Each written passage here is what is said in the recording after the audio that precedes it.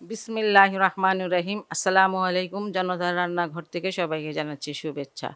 আশা করি সবাই ভালো আছেন। আজকে যে রেসিপিটি করব সেটা হচ্ছে গার্লিক মাশরুম। চুলায় একটা প্যান দিয়ে দিয়েছি, বাটার দিয়ে দিলাম,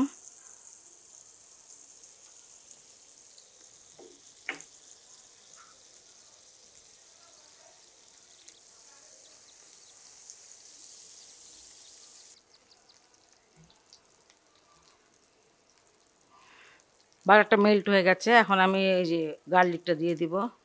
এখানে বড় একটা গার্লিকটা আমি পাতলা করে কুচিয়ে নিয়েছি।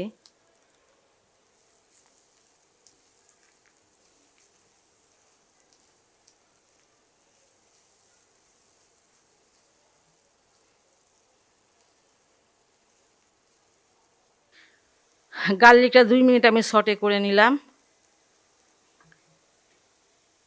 এবারে মাশরুমগুলো দিয়ে দিব।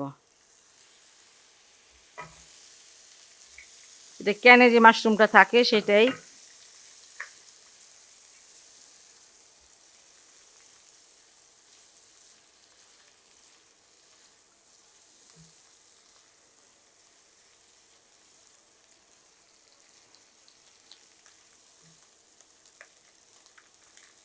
মাশরুম আর গার্লিকটাকে আমি 4-5 মিনিট একটু ভেজে নিলাম।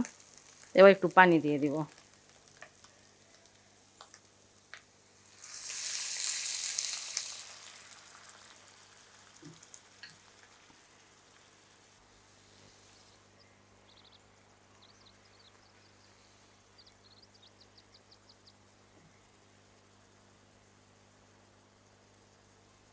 এখানে আমি আধা চামচ থেকে কম, 1/4 চামচ ব্ল্যাক পেপারটা দিয়ে দিচ্ছি, আর চিলি ফ্লেক্সটাও দিচ্ছি 1/4 চামচ। ক্যানে মাশরুমে লবণ থাকে তাই একটু কম লবণ দিলাম।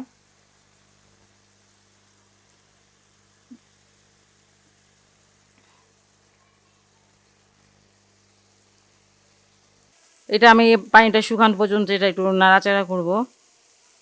মাশরুমটা যেন ওই পিঠে একটুখানি একটু লালচে লালচে দাগ হয়, ওটা দেখতেও ভালো লাগে, খেতেও ভালো লাগে, ভাজা ভাজা একটা একটা ঘ্রাণ।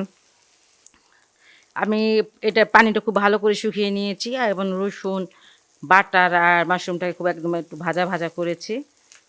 আপনারা দেখে হয়তো বুঝতে পারছেন।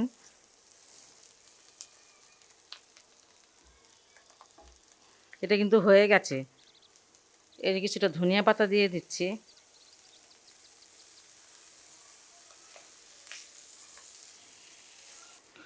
খুব সহজ এবং খুব হেলদি একটা রেসিপি। যদি ভালো লাগে বাসায় অবশ্যই ট্রাই করবেন এবং আমার চ্যানেলকে লাইক কমেন্ট সাবস্ক্রাইব করবেন। সবাই ভালো থাকুন, সুস্থ থাকুন, নিরাপদে থাকুন, এই দোয়া করি। আল্লাহ হাফেজ।